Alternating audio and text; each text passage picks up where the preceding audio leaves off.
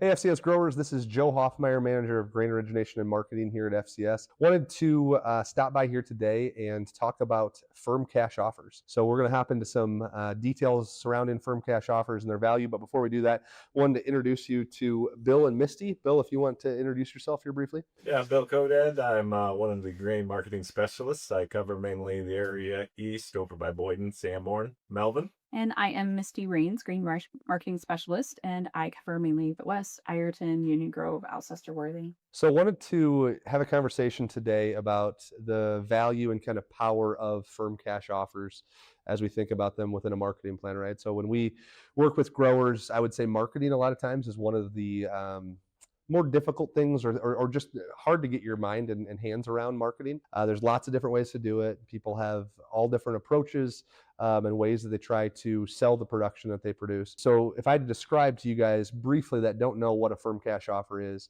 it's really you give us as FCS a price that you say, hey, if we got to this cash price, I'd be willing to sell X number of bushels. So for example, you could say, we're sitting here in April, if for let's say May delivery, if you got to 450 cash corn, please sell me 10,000 bushels. So we can work that within our system.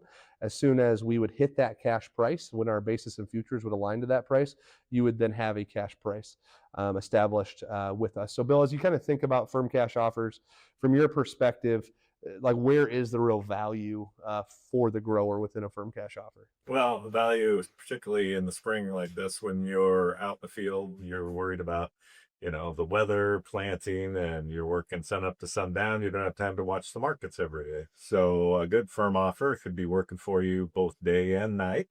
And that way you don't have to constantly keep an eye on it. We get that one hit, and then we can always move on to the next target then. Yeah, absolutely. So I'm sure you guys that are listening to and watching this video have heard us talk extensively about FCS LINK. So that's a big initiative that we have had as FCS. We've worked for a number of years on being able to get that technology to you guys. So there's kind of an all-in-one customer portal.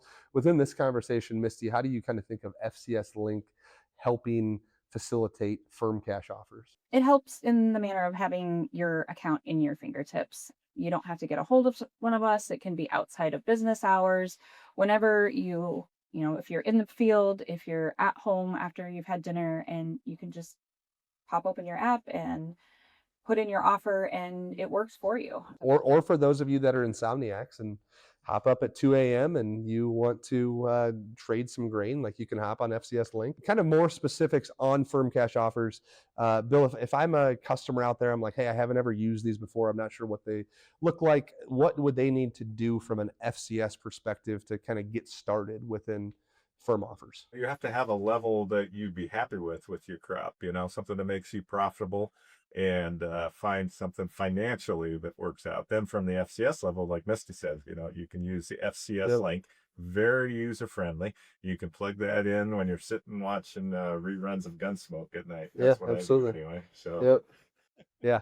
So from that perspective, and I think we want to make sure that everyone out there, as you guys work with us too, the intent is not to take the human element away, right? Well, like the goal is like this is very much a human to human interaction, but there also is technology at our disposal where we can really help in that regard. Misty, could you talk about kind of the interaction of, hey, I could do this by myself, but maybe the value of also working with one of the three of us or your local branch? Absolutely. I think it's still very important that, we work together coming up with your marketing plan. FCS Link just allows you the opportunity to still have that cancel your offers. You can make new offers. You can add and remove things. You can just kind of get a peace of mind of knowing where you're at. Sometimes you don't have those printed copies in front of you. You can just hop on there and see what you have out there. And if you need to make a call the next day and get a hold of one of us. One other thing that I think about within firm cash offers after the years that I've been in the grain industry, Bill, talk to me a little bit about cancel if close, because we talk a lot about that as a merchandising team, right? So for those of you out there, this would be the idea that, hey, I said, hey, I'll sell you 10,000 bushels of corn if you get to 450. Something in the market changes, right? Maybe it's a news story, maybe it's weather, something changes, and all of a sudden everybody gets bullish. We're up 20, 30 cents. And suddenly one of the three of us gets a call and they said, hey, I had that 450 offer in there, but move it to 480. Thoughts on that sort of scenario, Bill? My thoughts are that's not a good plan. We need to stick with your marketing plan usually. And I know it may look bullish, but particularly in today's world, Trump, right? Yeah, You know, for sure. I mean, you can have a tweet one day and you think, man, these things are going to 480, Yeah, and it might peter out right at 449, yeah, or 451, even worse for yeah, you if you changed it. So I would not do that. There's always more crop to sell. yeah. Right. And I think it's just something true as humans where we're a lot of times our own worst enemy. That as we're marketing, we think that we can outguess the market. Outguessing a commodity market is incredibly, incredibly difficult. There have been lots of studies in equity markets and futures markets of, hey, can I beat this market? The short answer is no. You can't. You can't beat a market over time. And I think this is a great way of mechanizing that decision so that you're not your own worst enemy. And other thoughts within firm offers, like for people that are maybe hesitant, right? Like, is there anything in you guys' mind that, hey, I would like to do this, but it feels intimidating, or there's this pitfall, or I've had it double up on me in the past? Anything that you guys can think about that way with firm offers? There's no double ups with firm offers. You just put it in there. Nice thing about it is it could be a small amount. Yeah, it doesn't have to be a big amount and everything. Yeah, And so you just have to have that marketing plan and stay consistent with your plan. So yeah. Maybe Misty, talk to us about, like, we see this pretty, maybe not pretty frequently, but when big news changes, like this winter, we saw a big Trump tweet, right, that comes out on a Wednesday, and all of a sudden everything in the market changes because President Trump sat on his phone and sent out a message that we're going to buy more, or China is going to buy more soybeans from us. Talk to us about, like, what we see in our office when that happens and we say go up 90 cents in the course of 3 days. Having firm offers in there ensures that, again, that you get the price that you were comfortable with in the beginning. The volatility of it. I mean, we see it jump up, and then we see it come back down, and then we see it go up, and then we get a call the next day, or 3 or 15 calls the next day, Yeah. saying, I couldn't get through. I tried to text you. You just have to be comfortable in your marketing plan and putting in that firm cash offer. So when those things come through and those big jumps happen, or, maybe the opposite direction happens, your marketing plan is still in place where you were comfortable with it. And, regardless of what is in the news or what's happening, your marketing plan is still in place and still working for you. We talk a lot about the phrase marketing plan, and I would say that varies greatly across our customer base. Sometimes it's, hey, I wake up and I want to sell, and some guys have a very diligent, thought out plan as they go. I would say that we tend to side with the second there, where we say, hey, you have to sit down. Usually, I always think of the winter time as a great time to do it, right? Where it's a little bit quieter. You can maybe sit at your desk and you can say, hey, as I'm looking at my marketing plan, how should I be thinking about this? And I would say the successful farmers that I've worked with across the Midwest, whether it's Minnesota or the Eastern Corn Belt, are really the ones that say, hey, I'm going to put both a time and price horizon against myself. So if I get to this price, I'm going to go sell X%. And that's going to be a little bit different for everybody. Some people maybe break that up into 5% chunks. Some people break that up into 10% chunks. So there's going to be that component where, hey, if I get to this price, I'm going to go sell. And then there's also going to be a component of that of, hey, if I get to a certain time of the year, like we talk a lot just seasonally, that by the time you get to the 4th of July, a lot of that weather uncertainty and risk premium is no longer in the market. So there are also probably rules along the way that say, hey, I got to X date, and if I get to this date, I'm always 50% sold, for example, right? So, and then within that, I guess, Bill, to kind of build upon that, thoughts of so we're talking about pulling the trigger and pricing stuff in different ways.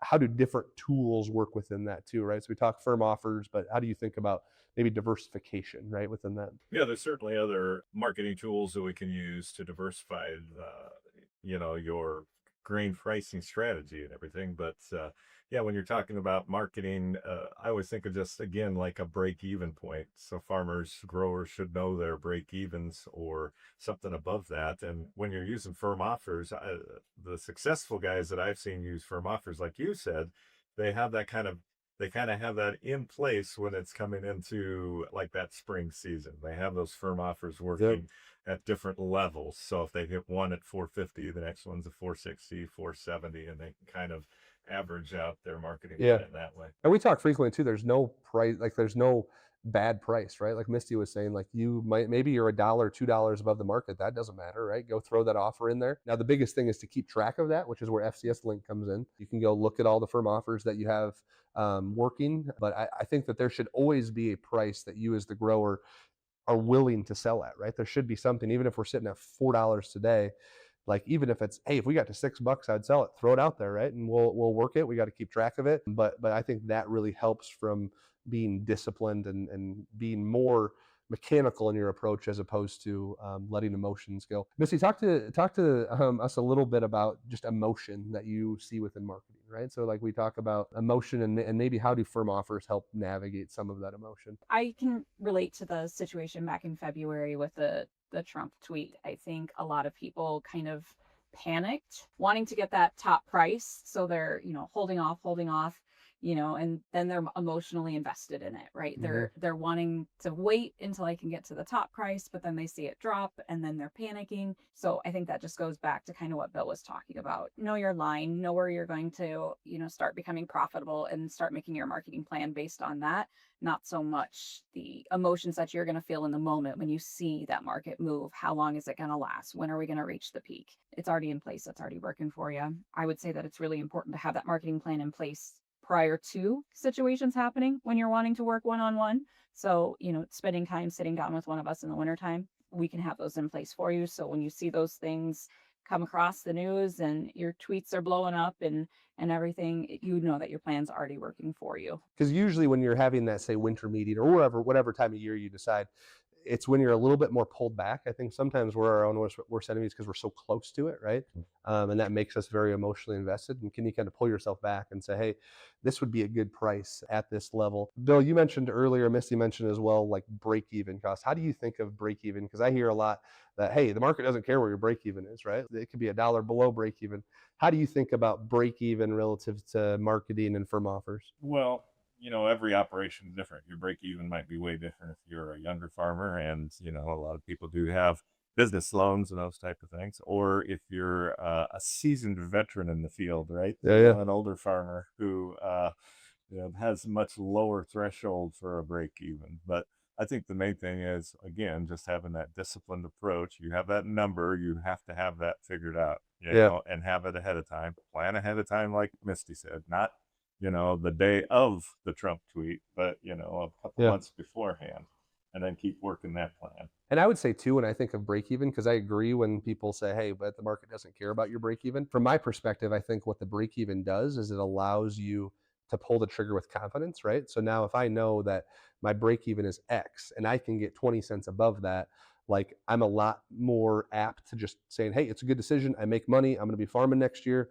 Let's go ahead and do it, as opposed to not knowing where that break even is. And then you're like, I don't know, is this a good price? Is this a bad price? We talked a little bit in our grower meetings this winter about is it harder to sell something than it is to buy something? I definitely think it's easier to buy something. I think selling something is always difficult. You're always going to want to reach that top price. You always think of making money is better than losing a little bit of money, I guess, spending a little bit of money. But we fall in love with things, that's what I said. This corn I love this corn. I love this car. I can't sell it. I love this house or whatever, I know you like it, but you can't fall in love with it. You have to be able to price it. Like you said, they're perpetually long. So you got to cut some of the grain off and take the money, take the singles and doubles, right? Yeah. We talk about that a lot as a business even, right? Like don't sit in the batter's box and try to hit a home run, because when you swing for the fences, you also strike out a lot, right? So we're much more a proponent of, hey, how do we hit singles? How do we hit doubles? How do we stay in business? How do we keep moving forward? Because it's like I said, like being in marketing is just a very humbling thing. It's really difficult to outguess a market. Like what you're really trying to do is you're saying, I can know what billions of humans across this planet are making for decisions, and then all that's going to get wrapped up into, say, the price of corn, right? Like what should the value of this corn be today? Which anybody that thinks that they can predict the future just probably isn't telling you the truth. So it's more about using disciplined tools. So I would say, kind of to wrap up this conversation as we think through it, like in my mind, in lots of different areas of life, simplicity usually wins, right? And I think that this is a very simple tool. We try to make things complex and sometimes hide behind complexity, right? But this is a pretty simple tool as we think about it. Really, I guess what we would say to you guys, our growers that are watching this, is number one, download the FCS Link, FCS Link app. It's a really powerful tool that you can have wherever you're at, working within your business. And also, we would love to have conversations with you guys about this. If this is something that's of interest, something you want to learn more about, that's really why we're here, right? Is we're here to have those conversations and figure out how we can help you guys be successful and add value to your operation.